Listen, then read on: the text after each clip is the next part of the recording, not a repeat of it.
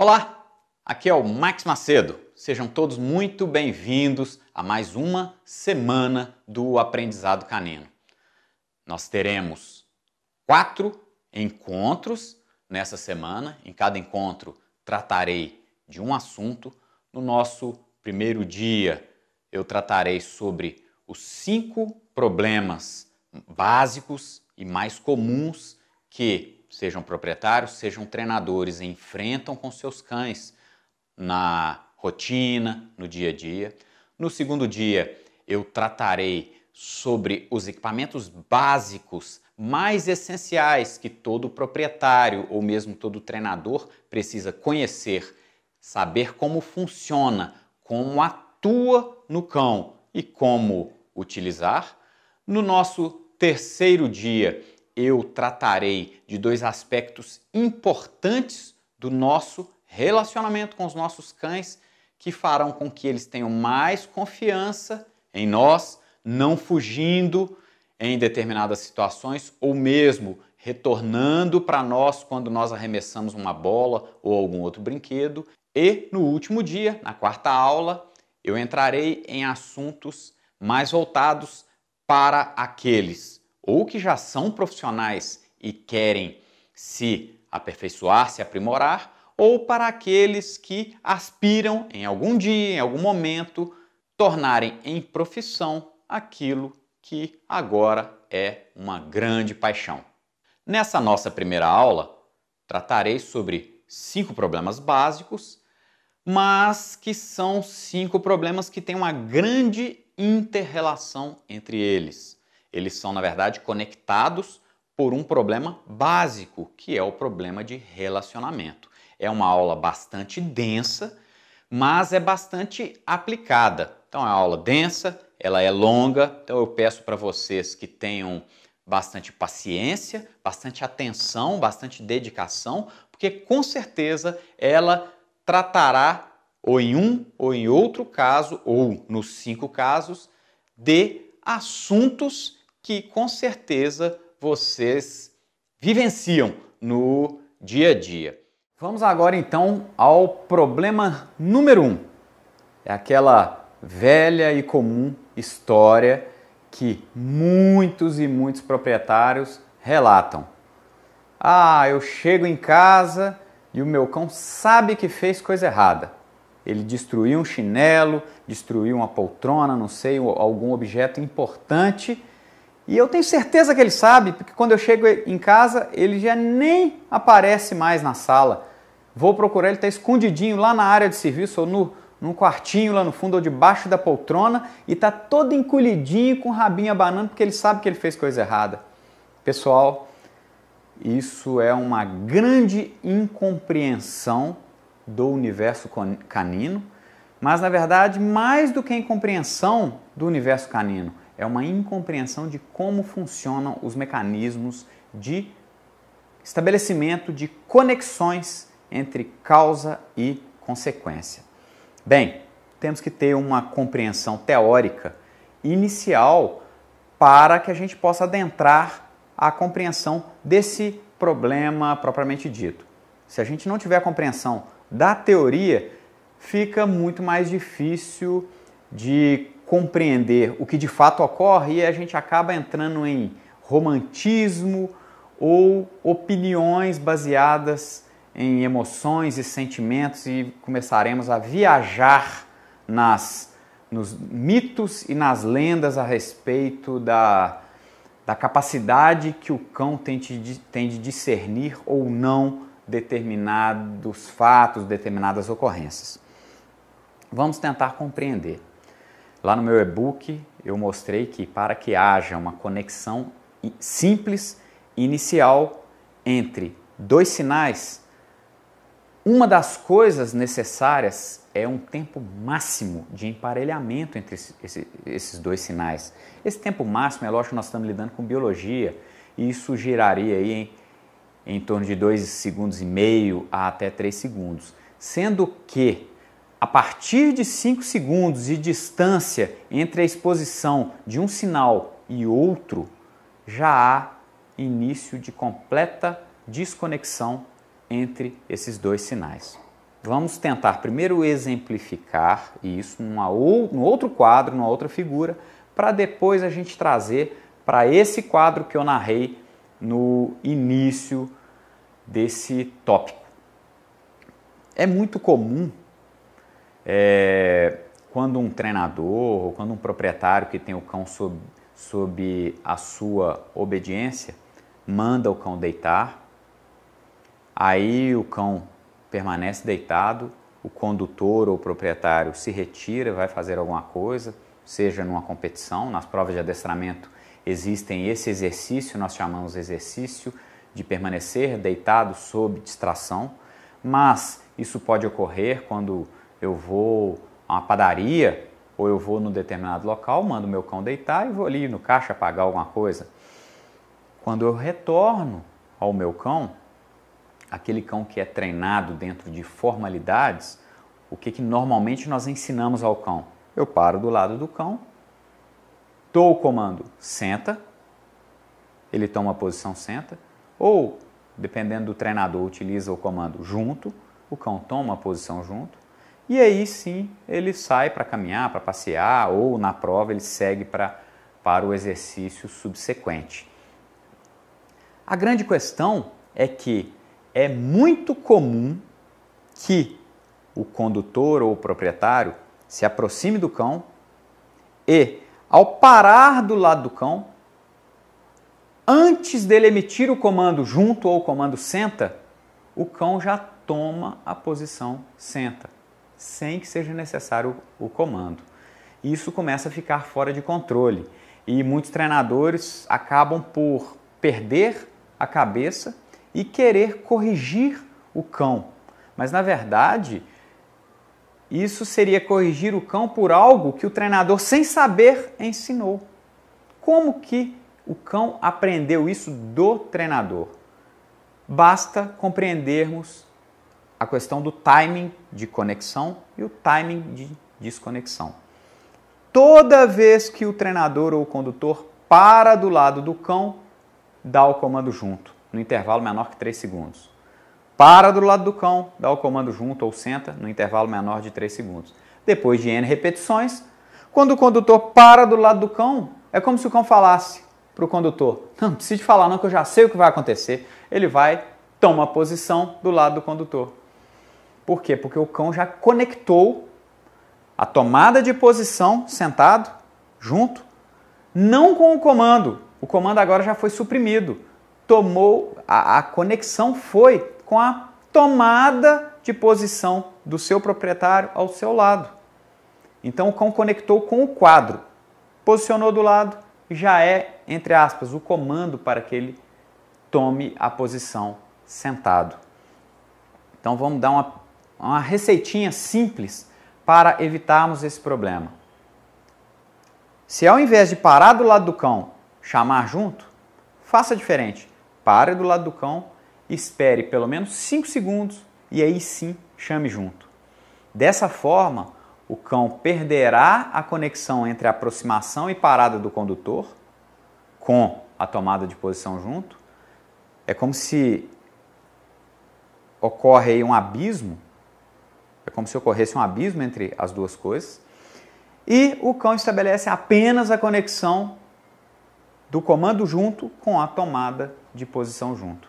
Isso é um exemplo simples da importância do conhecimento de como funcionam as conexões entre dois sinais. Isso está tudo muito bem detalhado, de uma maneira simples, mas de uma maneira bem fundamentada no meu e-book, Entendendo o Aprendizado Canino, o início de tudo. Então eu encorajo-os a dar uma lida e tentem compreender como é que funciona isso lá. Isso foi inicialmente descrito com os primeiros cientistas lá do início do behaviorismo, Ivan Pavlov, Eduard Thorndike, que começaram com os estudos do aprendizado animal. E isso foi...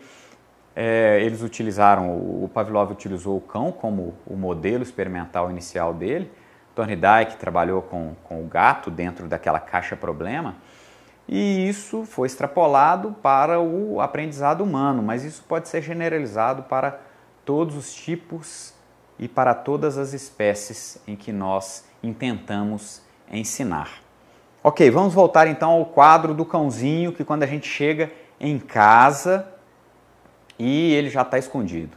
Sempre lembrando, e eu conto a história de como funcionou o experimento do Pavlov no meu e-book. É um e-book gratuito. Pessoal, eu mais uma vez encorajo todos a lerem.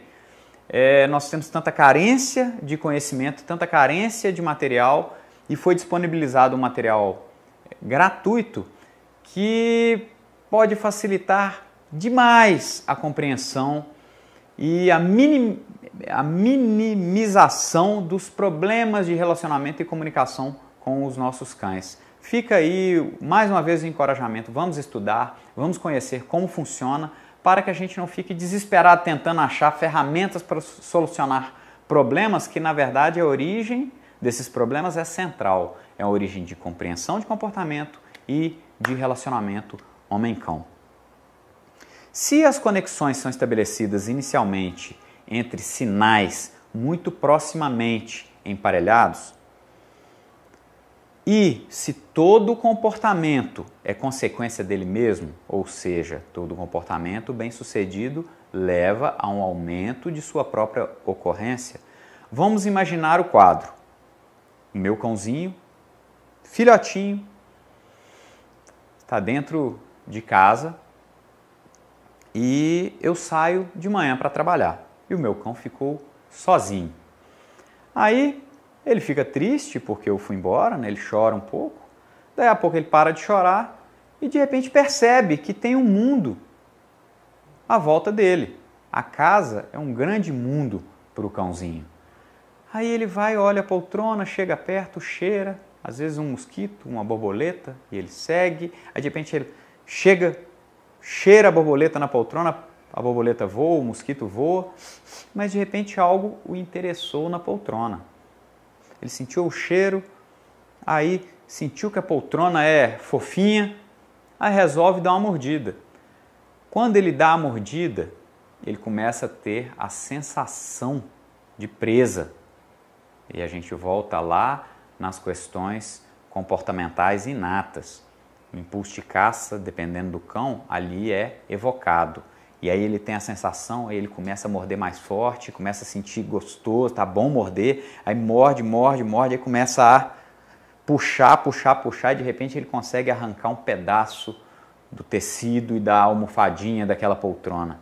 Quando ele faz isso, ele teve marcado ali na mente dele que ele foi bem sucedido naquela primeira expressão que ele teve do impulso de caça naquela situação.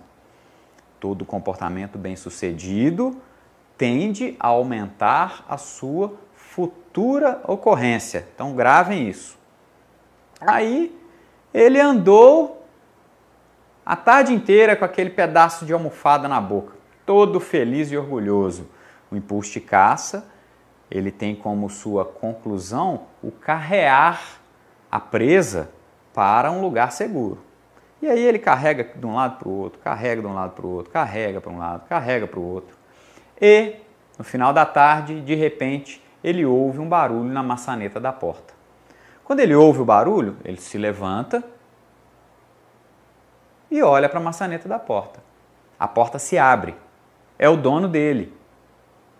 É lógico que ele fica feliz quando o dono chega. Aí ele fica feliz quando o dono chega, só que ele se lembra, bom, peraí, mas eu tenho o meu pertence, a minha posse. Aí ele pega a posse que ele acha que é dele e vai até o dono. E ele vai até o dono para brincar com o dono, tendo para ele que aquele objeto é dele. Aí ele vai brincar com o dono. Quando o dono vê, uau! Já briga com o cão. Alguns donos até já pegam, já dão um tapa nele, ou como alguns orientam, pegam um jornal, enrola e bate no filhote, ou esfrega o nariz do filhote naquele pedaço de almofada ou acolchoado do sofá. Naturalmente, o filhote vai sair fazendo até xixi no chão. e vai sair correndo. Quando ele sair correndo, o dono que já está por entornar o caldo, né, com a paciência com aquele filhote, já não dá atenção, xingou ele, entrou cansado dentro de casa e foi lá tomar o seu banho e jantar. A escapatória que o filhote teve foi fugir do dono e ir lá para o cantinho dele para chorar as mágoas dele. Ok. No segundo dia, essa pessoa, esse proprietário, foi trabalhar novamente. O filhote ficou triste que o seu proprietário foi trabalhar. Mas, de repente, ele começou a observar ao seu derredor e lembrou que tem um mundo divertido para que ele possa explorar. E aí ele viu aquela poltrona. Se no dia anterior ele foi até aquela poltrona e mordeu, hoje a chance dele fazer isso é muito maior. Por quê? Porque todo comportamento bem-sucedido leva a um aumento da ocorrência desse próprio comportamento. E no dia anterior ele foi muito bem-sucedido. Por quê? Ele empreendeu uma mordida e atingiu o objetivo dessa mordida. Ele conseguiu ter a sensação gostosa de lutar com a presa e arrancar a presa e sair carregando aquela presa pela casa dele. Só que, no final da tarde, ele ouve um barulho da maçaneta. Quando ele ouve o barulho da maçaneta, ele fica meio na dúvida. A almofada já está ali, o acolchoado já está ali do lado dele. Aí abre a porta. Quando abre a porta, o proprietário: mas de novo! Aí o filhote já sai correndo lá para aquele esconderijo dele. Aí o proprietário vai lá, pega o filhote e esfrega o focinho dele naquele pedaço de acolchoado, daquela poltrona que o proprietário tanto gostava. E o proprietário vai muito bravo com o filhote. O proprietário vai, enfim, tomar banho, jantar e pronto. E o filhote vai para o cantinho dele para se proteger. No dia seguinte, o proprietário sai para trabalhar de novo. O filhote começa a explorar novamente, porque faz parte da natureza infantil, essa curiosidade, essa disposição para explorar. E aí o filhote vê aquela poltrona.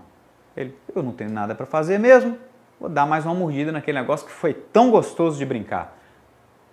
Foi lá, mordeu novamente, lutou, e aí ele já começou a desenvolver habilidades de luta e de mordida que antes ele não tinha. Então tornou-se mais prazeroso ainda. Conseguiu arrancar mais um pedaço da poltrona.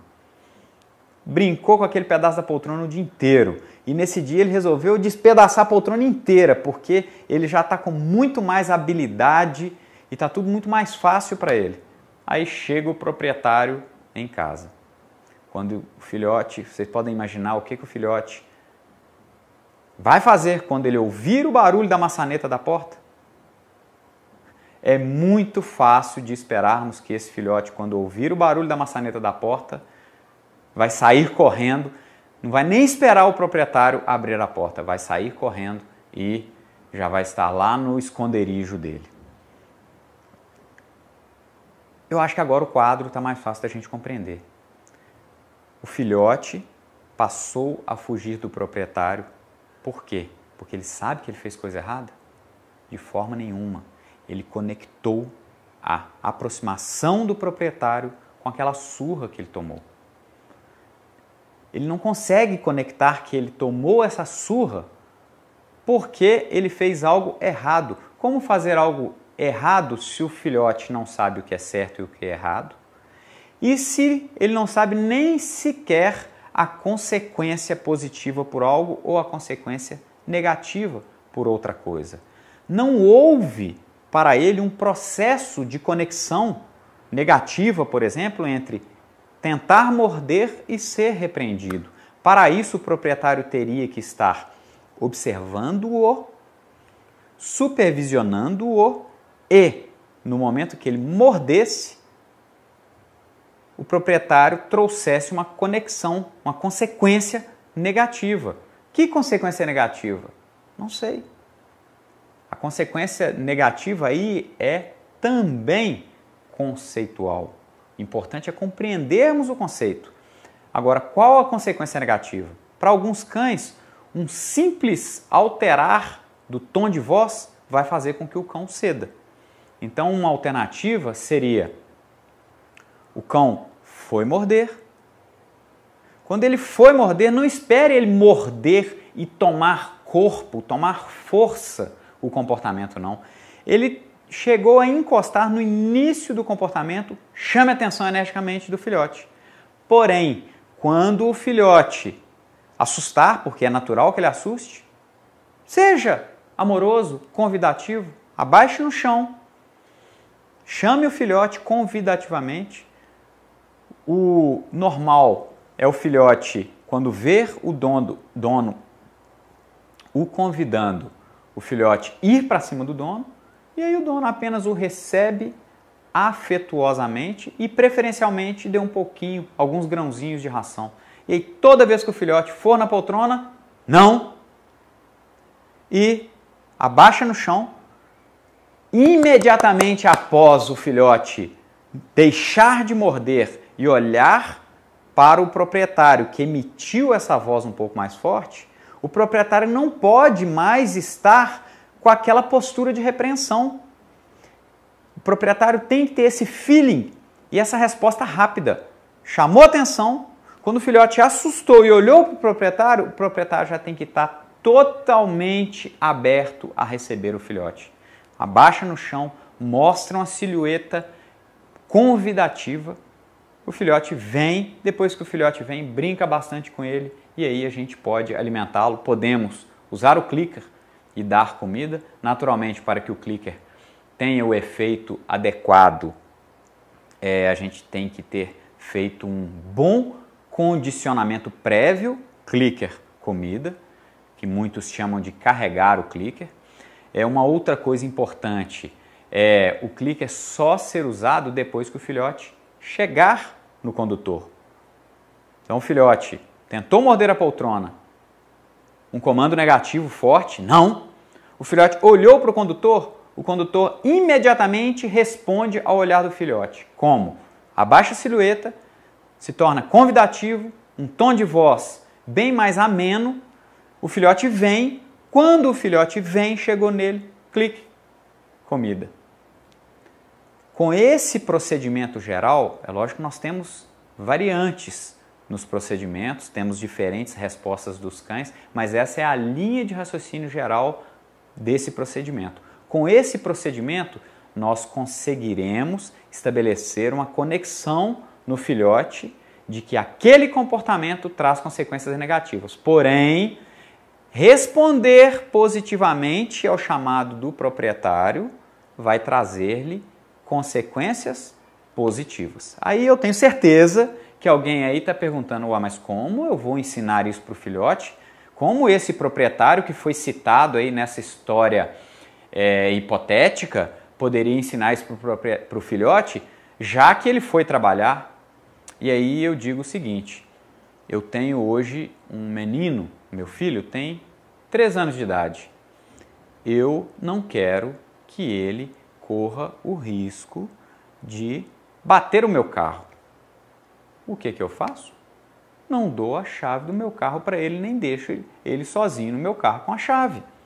Ou eu não quero que o meu filho corra o risco de atravessar uma rodovia e seja atropelado. O que eu faço? Não deixo ele sair de casa sozinho. Então deve ser muito claro, deveria ser muito claro para as pessoas a compreensão de que o indivíduo que está em formação, ele não pode ter contato com aquilo que traz risco para ele ou aquilo que nós consideramos errado, sem que seja sob nossa supervisão. Isso é educar. O segundo problema comum que eu vou tentar elucidar, o que ocorre e como nós podemos agir para evitá-lo e ou para corrigi-lo, que é uma observação e uma reclamação constante. Meu cão me obedece, mas ele foge de mim quando ele percebe que ele está num ambiente novo ou num ambiente que tem algo mais interessante para ele. Na verdade, esse tipo de coisa, nós somos os responsáveis por criar no cão. Nós não podemos esperar que um cão que está em formação, ele já tenha o discernimento, né? Como muitas pessoas gostam de atribuir ao pobre do jovem cão, o discernimento necessário para fazer o certo e o errado. Como eu falei anteriormente, o cão não conhece o que é certo e o que é errado. Nem o cão treinado sabe o que é certo e o que é errado. Certo e errado são convenções humanas.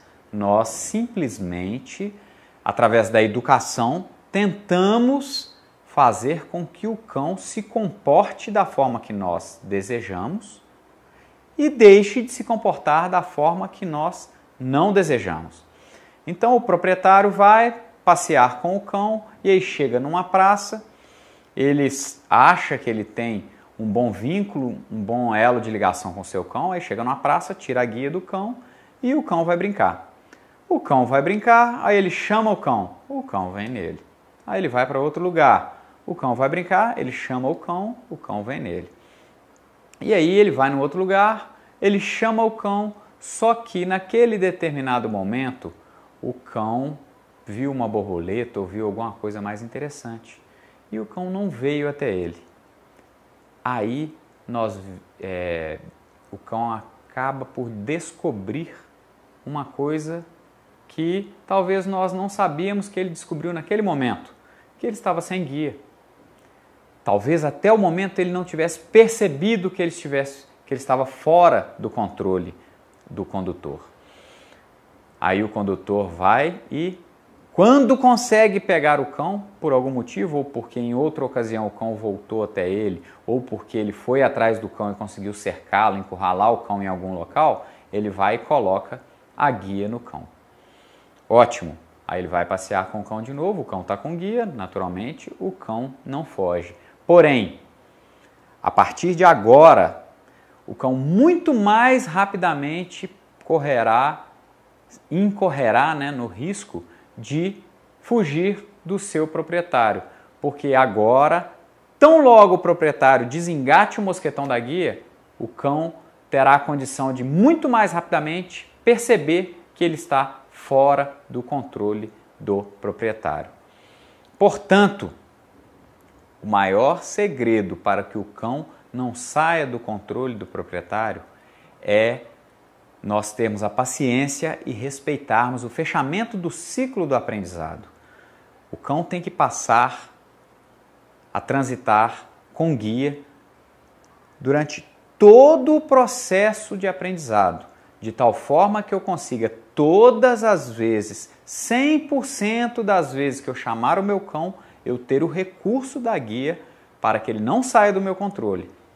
Ele recebe a consequência negativa, que varia de indivíduo para indivíduo, o nível da dose, a forma com que ela é aplicada, às vezes uma mera repreensão, às vezes um toquinho na guia é suficiente, dependendo da robustez do cão física ou também do seu ímpeto de temperamento, às vezes um toque mais forte na guia, mas o que é importante, o que é mais importante de fato, não é a dose da consequência negativa, e sim a coerência e o balanço entre a aplicação do negativo quando o cão tenta fugir, dentro de uma sequência de exposição dos estímulos e, tão logo o cão insinue uma possibilidade de retorno, e que insinuação seria essa? O simples fato de olhar para o seu condutor, o condutor imediatamente tem que mudar a postura. Ele tem que abaixar no chão, mudar o tom de voz, ser convidativo e quando o cão vier, gerar uma consequência maior positiva. Uma comida, um pouquinho de ração, por exemplo. E aí, como eu falei no tópico anterior, o uso do clicker pode ser muito interessante. O cão retornou, clique, comida. Segredo, então, Jamais, num cão que está ainda no processo de aprendizado, retirar a guia. E aí eu vou citar, como eu cito outras vezes, um grande professor que eu tive, um camarada jovem ainda, mas que muito me ensinou. Ele contou de uma época que ele vivia, ele ainda vive na Alemanha, né? Seu nome Tobias Olenik, muitos conhecem, é um treinador muito famoso, e ele sempre conta esse caso. Ele era jovem, começou a fumar, e aí lançaram na cidade dele e em outras regiões da Alemanha uma máquina que ele chegava lá, punha uma moeda e tirava o cigarro. Num determinado dia, ele errou a sequência e apertou o botão da saída do cigarro antes de colocar a moeda. O cigarro caiu. Ele achou estranho. Tirou o cigarro, pensou um pouco naquilo, testou de novo, apertou o botão. Caiu o cigarro novamente. Ele era jovem, muito jovem, e logo ele comentou isso com os colegas dele, os adolescentes, e todo mundo começou a apertar o botão para tirar cigarro.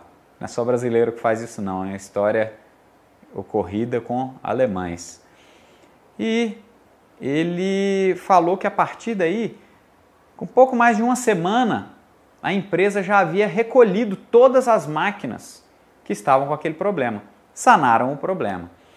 E ele relata que mesmo depois de sanado esse problema, durante os 8 anos que ele fumou, todas as vezes que ele chegava na máquina, ele tinha o ímpeto de, antes de colocar a moeda, testar a máquina. Apertava o botão e depois, mesmo aí o cigarro não caía, mas ele ia e testava se o cigarro caía sem a colocação da moeda. Isso a gente chama de janela de fuga. A partir do momento em que foi criada uma janela de fuga, a possibilidade dessa janela de fuga reaparecer no restante da vida do indivíduo é muito grande.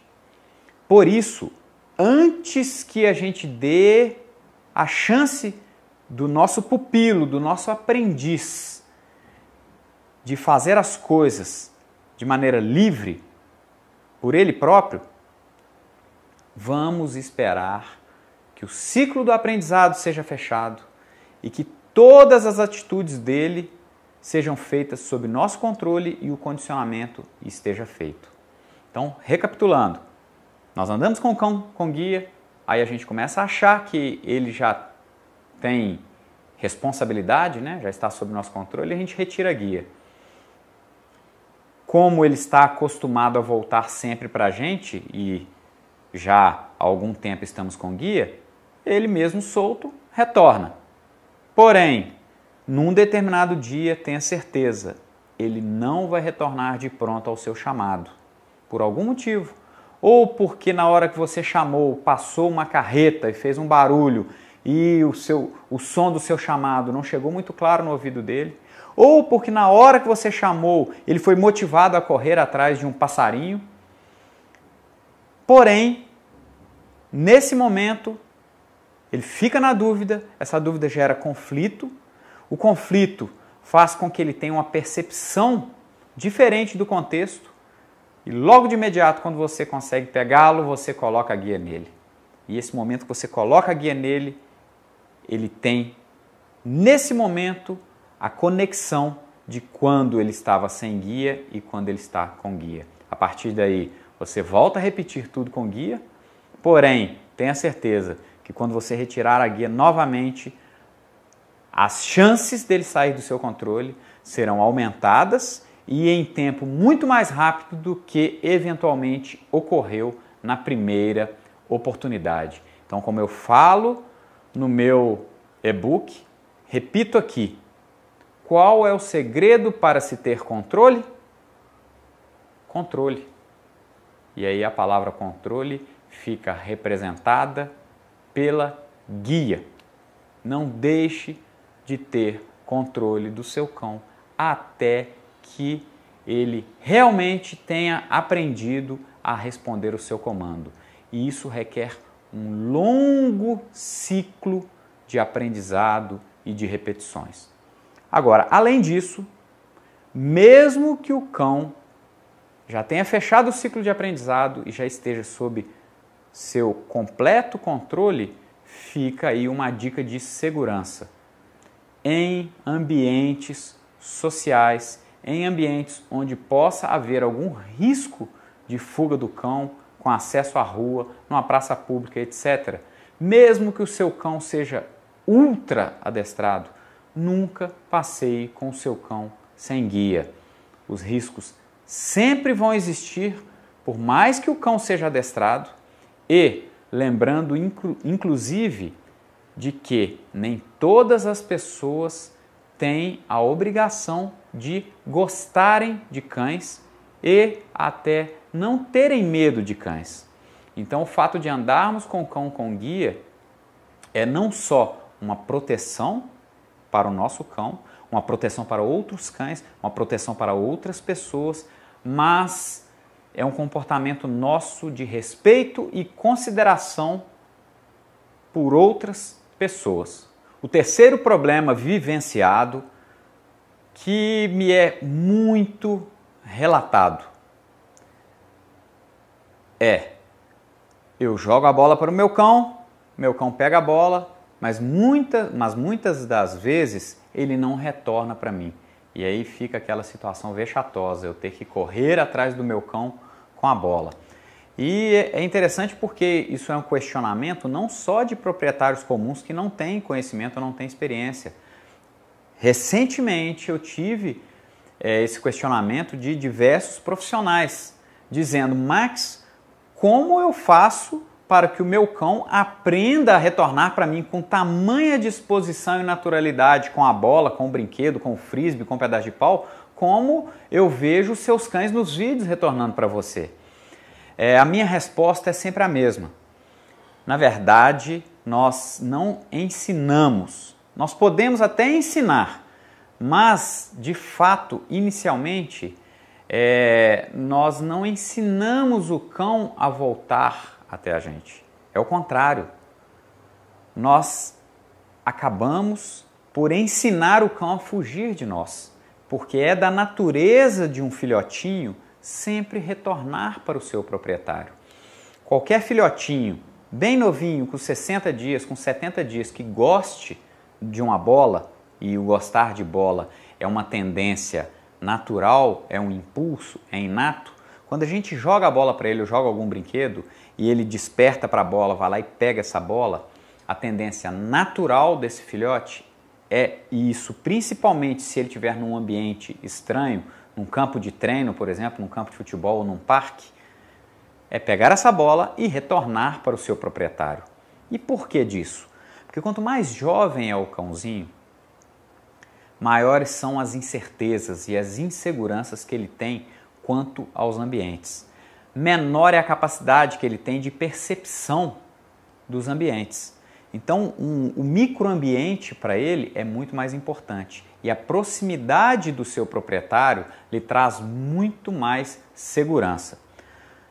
Normalmente, ele tem muita dificuldade para sair de perto do seu proprietário. Tanto é que se a gente jogar uma bola muito longe, dependendo do filhote, mesmo que de perto ele goste e brinque com a bola, tem filhotes que não têm coragem suficiente para ir lá a uma distância maior para buscar essa bola. E isso não deprecia a qualidade do temperamento do filhote e também não quer dizer necessariamente que depois de adulto esse filhote não será um filhote corajoso.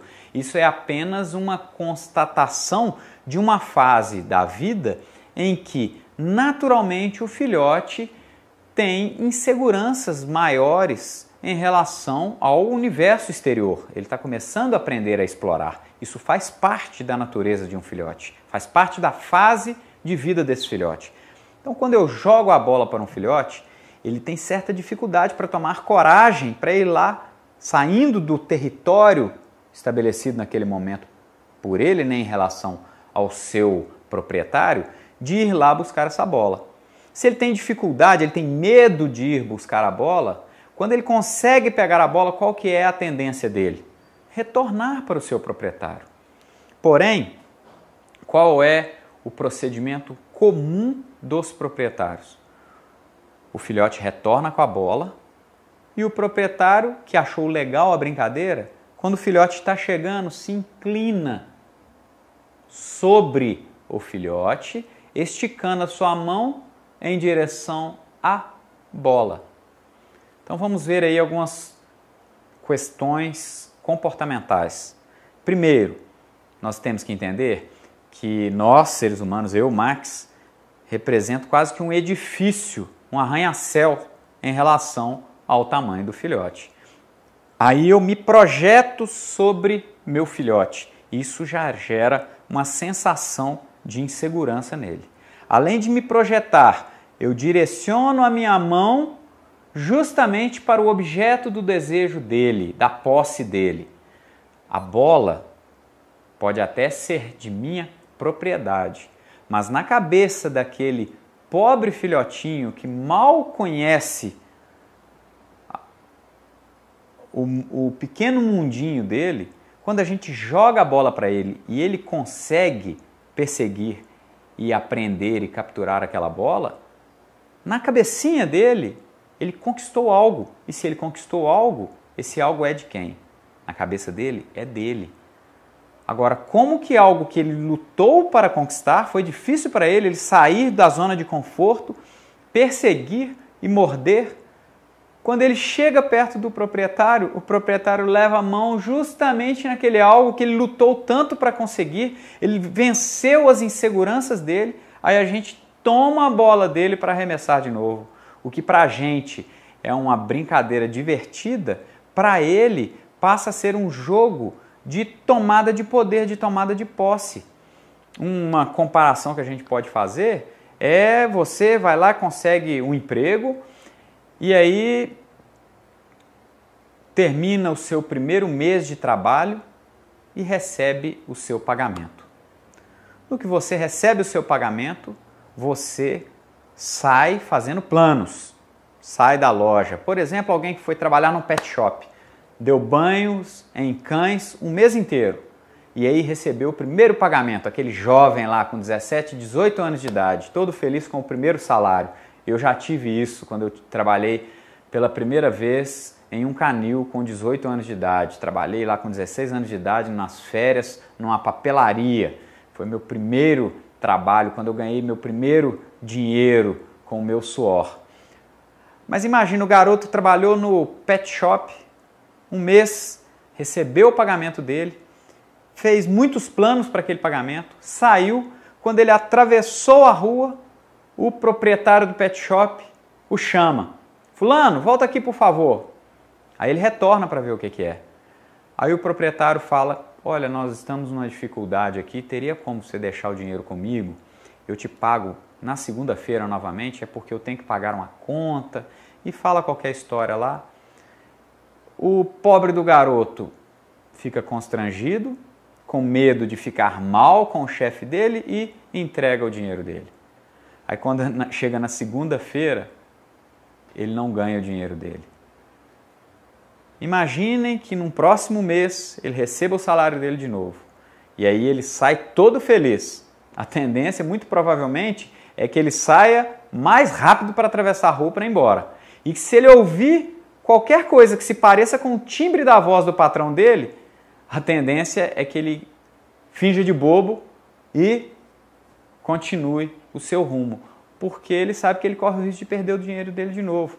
Não sei se é uma comparação, se é a melhor comparação possível, mas eu acho que com essa figura eu consigo trazer um pouco à mente de cada um o que talvez possa se aproximar do que passa na cabecinha do filhote quando ele traz a bola para próximo do território dele, onde está o proprietário, e a gente leva a mão na boca dele e toma a bola. E aí, o que é desencadeado com isso? Na medida em que a gente repete, a tendência é que ele comece a se aproximar, porém, cada vez mais aumenta a distância em que ele diminui a velocidade dele de aproximação. E aí, no que ele começa a diminuir a velocidade de aproximação a partir de um raio que cada vez mais se aumenta em relação, um raio de distância em relação ao seu proprietário, o que o proprietário tende a fazer isso, é uma tendência nossa como humanos. Nós tendemos a nos projetar cada vez mais e esticar cada vez mais o braço para tentar pegar o filhote. E, naturalmente, cada vez mais essa distância que ele estabelece da aproximação dele em relação a onde nós estamos, aumenta. Chega num ponto em que nós começamos a nos projetar tanto que nós começamos a nos deslocar para tentar pegá-lo. E aí, isso que era só uma distância de aproximação que cada vez mais se aumentava em relação ao proprietário, começa a virar uma amplitude de um círculo. E o filhote começa a abrir um perímetro ao entorno do proprietário. E no que ele começa a abrir um perímetro ao entorno do proprietário, o proprietário começa a projetar-se e persegui-lo mais. Começa a persegui-lo mais, o filhote começa a abrir o círculo e começa a entrar, a partir de agora, em fuga. Na verdade, isso é uma reação em cascata. Nós ensinamos o filhote a fugir de nós com o objeto. O natural, na sua essência, desde a tenra infância, não é o filhote fugir. O natural é o filhote vir até nós. Pois bem, então como nós devemos fazer para não criar esse problema? Bem, se o filhotinho vem naturalmente até mim, o que eu tenho que fazer? A primeira coisa é não me projetar sobre ele. Eu tenho que transparecer para o meu filhote que eu estou absolutamente confortável e feliz com a aproximação dele de mim. E que eu não tenho nenhuma intenção de me projetar sobre ele e de, muito menos, de tomar a bola da boca dele. Eu posso ficar sentado no chão e quando o filhote se aproximar, permanecer indiferente e deixar o filhote brincar comigo. O máximo que eu posso fazer é quando o filhote se aproximar bem próximo de mim, eu levar a mão por cima dele, acariciá-lo, mas sem dar a sensação que eu vou tentar segurá-lo. Tira a mão, põe a mão novamente, tira a mão. Eu não tenho nada com a bola que é dele, pertence a ele. Por que pertence a ele? Porque eu arremessei para ele. Ele conquistou a bola dele. Eu tenho que ser coerente, eu tenho que ser leal. A bola pertence a ele. Ah, mas alguém pode me perguntar. Ah, então quer dizer que acabou a brincadeira? Não. Eu posso ali esperar passar 5, 10 segundos, tempo de desconexão. De repente, eu posso sacar comida e apresentar para ele. Quem sabe não seja uma boa alternativa. Aí o filhote vem, cheira a comida e começa larga a bolinha no chão e começa a comer. No que ele está comendo, sem que ele perceba, com a outra mão eu pego a bola, escondo. Quando ele terminar de comer, eu dou um sinal e jogo a bola para ele novamente. Dessa forma, diminui-se a possibilidade dele estabelecer uma conexão entre a aproximação dele e a retirada da bola que ele crê piamente que pertence a ele. Uma outra alternativa, espero passar esse tempo, esfrio um tempo, 5, 10, 15 segundos, e de repente eu pego o meu filhote, levanto ele do chão, de forma que a traseirinha dele fique um pouquinho mais elevada que a sua frente. É uma tendência dos cães que estão com objetos na boca deixarem esses objetos cair. E aí, quando ele deixou o objeto cair, na cabecinha dele, ele não pensa que nós tomamos dele a bola ou o brinquedo. Ele pensa que ele perdeu o brinquedo. No que ele perdeu o brinquedo, a gente pode pegar e chutar a bola e retomar a brincadeira. Naturalmente, né, quanto mais feeling, quanto mais experiência tem a pessoa que lida com cães, com maior naturalidade ele vai desenvolver os procedimentos que sejam menos invasivos em relação ao filhote e mais facilmente nós conseguiremos criar uma relação de confiança nessa aproximação do filhote conosco. Mas isso passa por uma compreensão de que o nosso relacionamento com o nosso cão tem que ser leal, tem que ser claro e o conhecimento das questões de aprendizado e de conexões, esse conhecimento vai ser de fundamental importância para que nós possamos estabelecer as conexões que nós queremos e as desconexões que também nós intentamos. Vamos então agora ao nosso quarto problema. Esse aí é um problema muito simples, que é muito comum, que é: o meu cão ataca outros cães. Essa cena é muito interessante, tem até um post que roda na internet aí, de um garoto, um desenho, né, tipo uma charge, um garoto segurando um cão pequenininho e esse cão atacando um outro cão grandão e atacando muito feroz, a sequência de desenhos nele atacando muito ferozmente esse outro cão, e aí de repente a guia se rompe. E quando a guia se rompe, esse cão tem a sensação de que está livre e aquele ataque que é a expressão daquele ataque que era feroz, o cão volta correndo para o seu proprietário e pede para ele segurar a guia dele de novo. Aí o proprietário segura o pedacinho de guia dele de novo e aí ele imediatamente volta a atacar. Todo mundo conhece aquele ditado, né? Me segura, senão eu brigo. Isso é uma forma de contato e de comunicação mecânica, física, corporal, mas que gera, com o passar das repetições, uma resposta comportamental. Então, de fato, existem cães com mais, existem cães com menos, com menor tendência para agredirem outros cães. Porém, independente da tendência individual de cada cão, nós, com o nosso proceder diante de cada situação, podemos ou incitar os nossos cães ou inibir essa eventual tendência agressiva contra outros cães.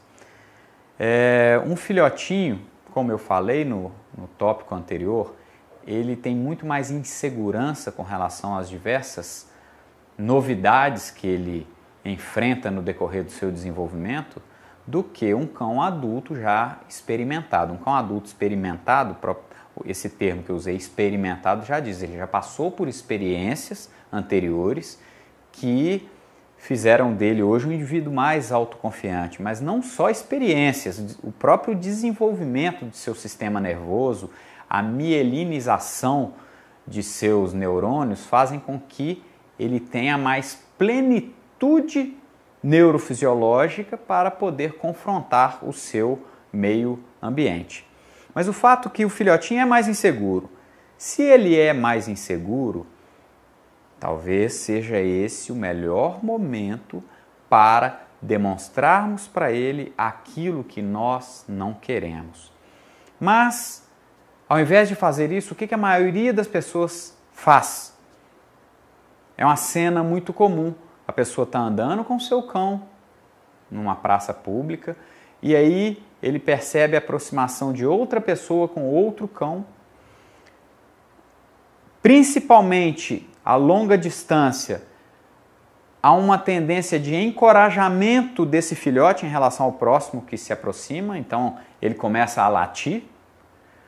E aí no que ele começa a latir, o proprietário se comporta sem querer, incentivando-o a aumentar a agressão. De que forma? Observem bem, quando esse cão jovem começa a agredir o cão, e por que ele agride inicialmente nessa situação? Porque o outro está distante, por estar distante ele fica mais corajoso. E aí como ele está corajoso e ele esboça essa reação agressiva, o proprietário, por medo de algo pior, tende a ficar tenso e puxá-lo para trás. Só que quando puxa ele para trás, ele gera exatamente esse efeito que nas brincadeiras de adolescentes, os adolescentes brincam dessa forma, né? Me segura, senão eu brigo. Porque, de fato, durante um confronto, durante uma briga, quando mesmo o ser humano se sente seguro, ele aumenta a coragem. Mas se ele for solto, a coragem dele diminui muito, porque ali naquele momento depende só dele. E com o cachorro não é diferente. Agora, a grande questão é que não basta que a gente faça isso. A questão é que isso normalmente é um comportamento repetitivo. e aí esse cãozinho passa toda uma vida, toda uma infância de formação do caráter dele. Toda vez que ele se depara com outro cão na rua, o seu proprietário tem o mesmo comportamento, que é de ficar mais ansioso, tensionar a guia e puxar para trás. E na medida em que o outro cão também tem a mesma reação e o proprietário do outro cão também tem essa mesma resposta, o outro cão também sobe o nível de expressão agressiva, latindo mais e puxando mais. E o cão de cá também late mais e puxa mais. E quanto mais se aproximam, mais o proprietário de um puxa para cá e o proprietário do outro puxa para o outro lado. Isso desencadeia um processo de ansiedade emocional, e isso a gente pode compreender muito facilmente revendo todo o processo de antecipação de emoções no experimento de Pavlov, que fez com que Pavlov inicialmente perdesse o controle do seu experimento. Isso está muito bem descrito no meu e-book gratuito, que toda vez que o cão se depara com essa situação e cada vez de maneira mais antecipada, essa emoção de encorajamento, de agressão ao próximo, ao outro cão que se aproxima, aumenta. Isso vira uma reação em cascata, vira um círculo vicioso da geração de agressão e quando chegar lá na frente vai ficar muito mais difícil da gente solucionar esse problema. Devemos ter em mente que todo comportamento que toma corpo, que toma força, que toma fluxo, ele é muito mais difícil de ser retirado. E muitas vezes a dose de negativo necessária para que a gente diminua esse ímpeto tende a ser muito maior. Devemos eliminar comportamentos indesejados antes que esses comportamentos tomem corpo ou antes que eles tomem força. É uma coisa, antes da gente entrar no método propriamente dito para tentar criar adequadamente o filhote, para ele não desenvolver esse comportamento, nós devemos compreender, isso é uma visão que eu tenho desenvolvido nos últimos anos, aprendendo principalmente com os europeus. No Brasil nós não temos muita clareza disso, mas devemos trabalhar para mudar essa nossa concepção. Hoje em dia, vou usar um exemplo que talvez não seja o melhor exemplo para hoje em dia, né? Infelizmente, atualmente, as crianças, inclusive, têm achado que é normal agredir outros adultos. Às vezes, uma criança procede errada na rua, de maneira errada na rua, aí um outro adulto vem chamar a atenção, falar que ela está errada, e a gente ouve por aí, eu tenho o verdadeiro asco disso, a criança fala, você não é meu pai? Ai de mim quando criança falar isso com meu pai. E eu agradeço muito o meu pai ter se comportado comigo de maneira diferente do que hoje muitos pais comportam com seus filhos. Vivemos um mundo em que a relação de autoridade, infelizmente, é muito mal vista. E essa é a grande causa de muitos dos problemas que nós vivenciamos. Mas essa relação da criança com outras pessoas e essa coisa que é comum hoje em dia de uma criança agredir outras pessoas, mesmo que verbalmente, deveria ser encarada por nós de uma maneira muito ruim. Isso deveria ser muito mal visto por nós. E para muitas pessoas né? Um garoto chegar e xingar um palavrão para um estranho, para uma pessoa adulta, ou mesmo agredir verbalmente, xingar uma pessoa adulta, é ou deveria ser mal visto. Porém, quando um cão late para outro cão ou late para outra pessoa na rua, que diferença tem em termos de essência? O cão está agredindo através de uma vocalização, de uma verbalização, aquela outra pessoa ou outro cão. Isso deveria ser visto por nós, proprietários de cães, como algo inadmissível. É uma forma de agressão gratuita e a agressão gratuita deveria ser inadmissível. Como corrigir esse problema? Isso é mais complexo depois que o problema está instalado. O mais adequado é desenvolvermos hábitos para evitar esse problema. E aí eu sempre oriento o pessoal que treina comigo. O cachorro pequeno, o filhotinho, ele não tem muito ímpeto de agressividade. Na verdade, ele tem mais expressão do que vai fazer do que chegar, na verdade, às vias, capacidade de chegar às vias de fato. Tem gente que brinca, né, que o filhotinho é igual um biscoito de polvilho, faz mais barulho do que efeito. Então, quando um filhote tenta agredir outro cão, o comportamento que nós devemos ter é o contrário do que a maior parte das pessoas normalmente tem. Então não devemos puxar para trás, porque isso está encorajando o cão no sentido contrário. Devemos aliviar a guia e deixar. Você não quer brigar? Vai lá brigar. Naturalmente eu vou fazer isso em relação a um outro cão que eu tenha convicção que não vai causar dano ao meu cão. E a outra pessoa também que vem, ela tem que ter esse comportamento. O cão dele agrediu o meu? Dá guia. Porque cães que ainda são pequenininhos, que são jovens, eles têm uma tendência à insegurança muito maior do que cães que já foram formados. E quando eles recebem um afrouxar de guia, a coragem deles vai lá no chão. Esse é o momento que ele vai ter condição de interagir com o outro. A chance de ter uma briga de verdade é muito pequena porque ele é um cão muito jovem e ainda não foi estimulado.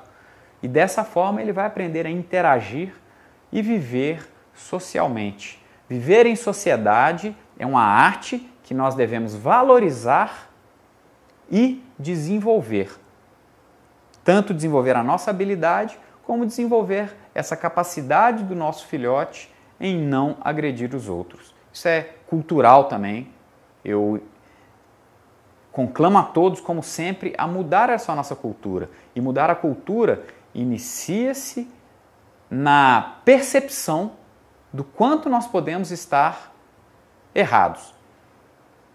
Eu enxergo dessa forma.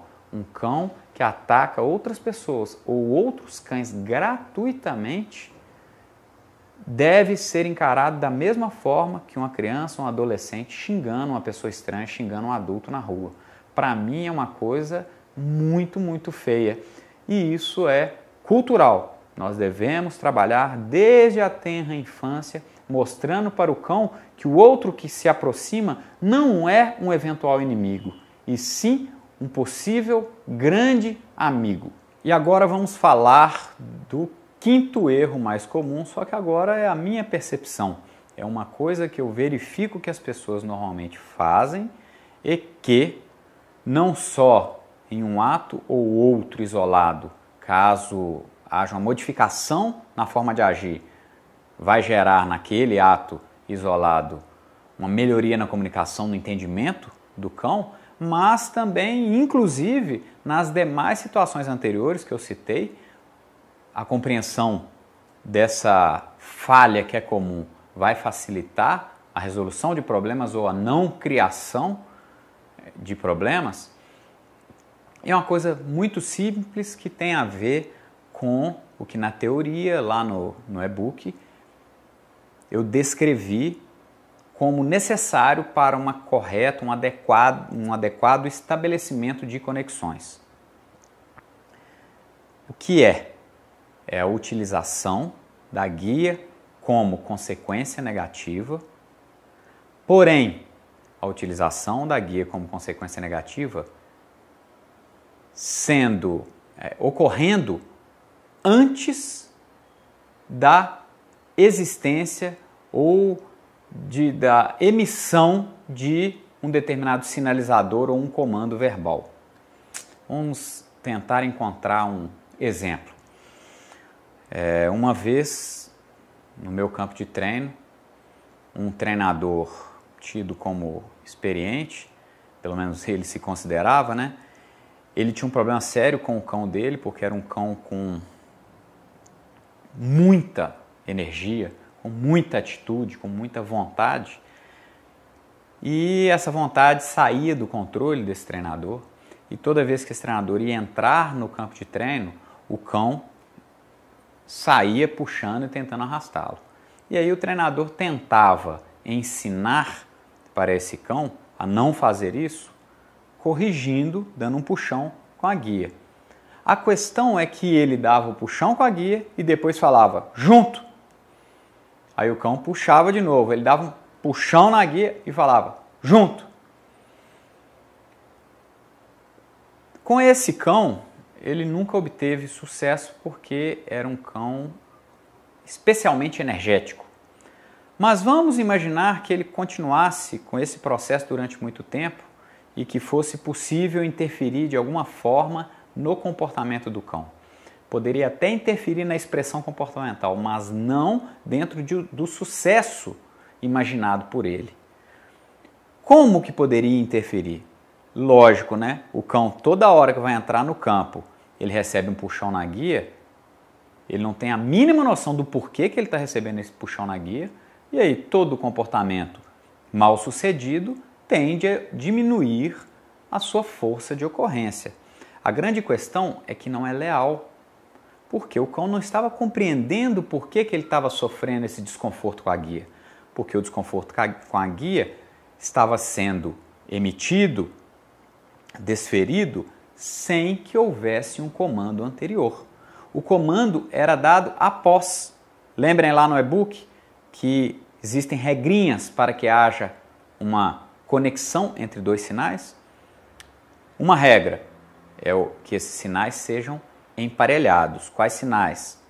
Sinais sonoros, sinais visuais, sinais olfativos, sinais gustativos, sinais táteis ou, eventualmente, sinais mistos, ou seja, dois sinais de origens sensoriais diferentes.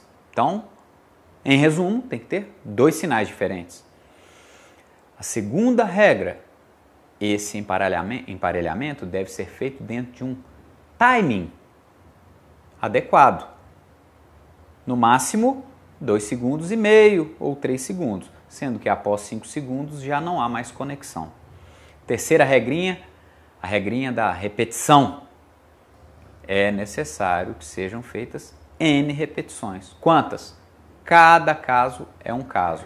O importante é ter em mente que, para que se feche um ciclo de aprendizado, haja um número determinado de repetições, de um emparelhamento de sinais que ocorram no tempo máximo de 2,5 segundos, 3 segundos. Agora, a quarta regrinha de ouro é a regra da sequência, ou seja, o sinal novo deve sempre ser apresentado antes do sinal velho e o sinal dado deve sempre preceder a consequência desse sinal. Vamos citar um exemplo. Imaginem, vou contar uma historinha aqui, né? Uma historinha inventada. A gente vai viajar para a casa de um amigo no interior. E aí, esse amigo tem muito tempo que a gente não vê e a gente promete visitá-lo. E ele mudou para uma cidadezinha no interior, uma cidade muito pequenininha. A gente vai, viaja nessa estrada e de repente a gente se depara sem perceber, porque a estrada é sinuosa, está escura, sem iluminação, sem sinalização, o carro passa num quebra-mola ou numa lombada e bum! E causa algum dano para o carro. Mais à frente, depois de alguns quilômetros, no escuro, a gente passa nessa lombada de novo e causa dano a esse carro. Depois de a gente passar 5 ou 10 lombadas, o nosso carro já arrebentou o cano de descarga, escapamento, etc. O prejuízo foi tão grande que, num próximo convite para voltarmos à casa desse nosso amigo, nós teremos dúvidas, né? Ou talvez nem queiramos ir na casa desse amigo. Aí esse nosso amigo percebeu.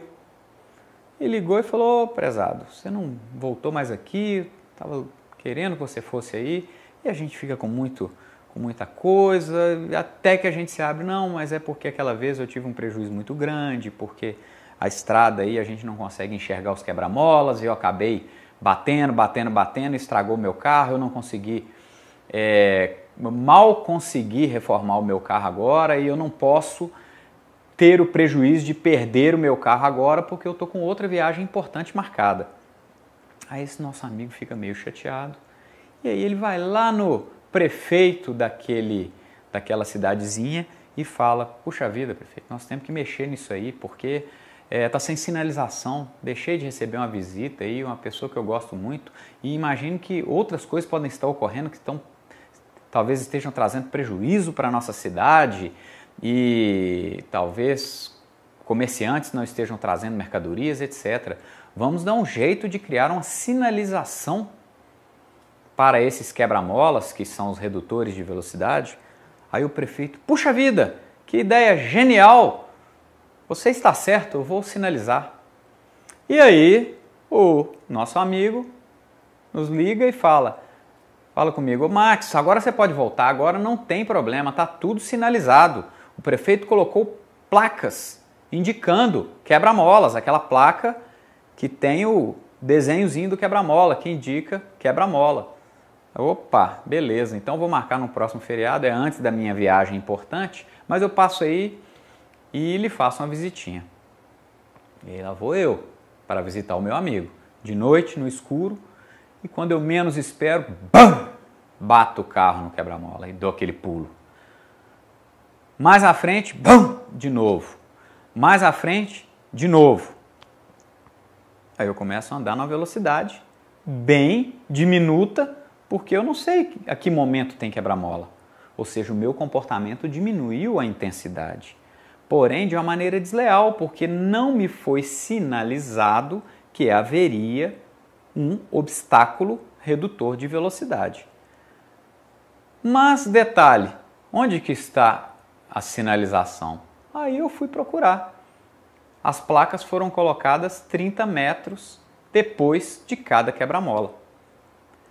Eu vou ficar a vida inteira procurando placa, vou passar nos quebra-molas e não vou reduzir a velocidade antes, porque a sinalização veio antes da consequência. Será que foi um exemplo legal para a gente compreender? Eu acho que por mais que essa narrativa tenha sido esdrúxula, ela tem muito a ver com essa questão do cachorro receber a consequência de determinado ato sem que lhe seja sinalizado a possibilidade dessa consequência antes. Isso não é leal. Quando o cão aprende a consequência e nós emitimos um comando, por exemplo, junto, e caso ele não ande junto, ele recebe a consequência, não estou aqui ensinando uma metodologia, tá, pessoal? Eu só estou traçando uma figura de algo que pode ocorrer no seu dia a dia com o seu cão. Então, antes de qualquer consequência negativa, é fundamental e é leal que emitamos um sinal aviso dessa consequência. Dessa forma, daremos chance para o cão, e é necessário que haja um aprendizado prévio. Não é o meu objetivo entrar aqui nesse assunto no momento. Teremos oportunidades mais à frente para estudar detalhadamente como ensinar um cão a andar junto, preferencialmente sem que haja necessidade da utilização de correção ou de ação negativa sobre o cão. Não é essa a minha forma normal de fazer. Só estou aqui usando esse exemplo como uma figura do que não deve ser feito. Sempre que formos utilizar algum tipo de correção com o uso do negativo, isso deve necessariamente ser precedido da sinalização, para que haja possibilidade do cão, mediante a sinalização, optar por fazer ou não. E naturalmente um cão que aprendeu a fazer o que é certo, e ele sabe que fazendo o que é certo ele vai receber uma consequência positiva, depois disso, ele tendo a compreensão de que se ele não fizer o que é certo, ele vai receber uma consequência negativa e lhe for devidamente avisado através de um sinal ou um comando, as coisas ficarão preto no branco e ele optará por fazer o que é certo. Então fica aí mais uma dica muito clara. Não use a guia antes de emitir inicialmente um sinal claro daquilo que você quer para o seu cão. Mais um exemplo, o meu cão vai fugir de mim, eu estou com a guia, eu não vou dar o totozinho, o puxãozinho na guia. Eu primeiro chamo o nome dele, Rex, dou o totozinho na sequência do nome Rex. Aí, com repetições, repetições, repetições, será possível que num determinado momento, ao falar Rex, antes mesmo que eu seja capaz de dar o puxãozinho na guia, ele se prontificará a vir correndo até mim. Nesse momento já não mais será necessário a utilização do contato negativo. Então, pessoal, mais uma vez eu queria agradecer a paciência e a atenção de todos vocês. Espero que tenham gostado dessa aula e fica aqui o convite para que não percam a nossa próxima aula. Também peço, por favor, que não deixem de colocar o comentário aqui embaixo para que nós possamos compreender melhor os seus anseios e melhorar cada vez mais a nossa forma de comunicação e os assuntos que mais interessam aos nossos espectadores.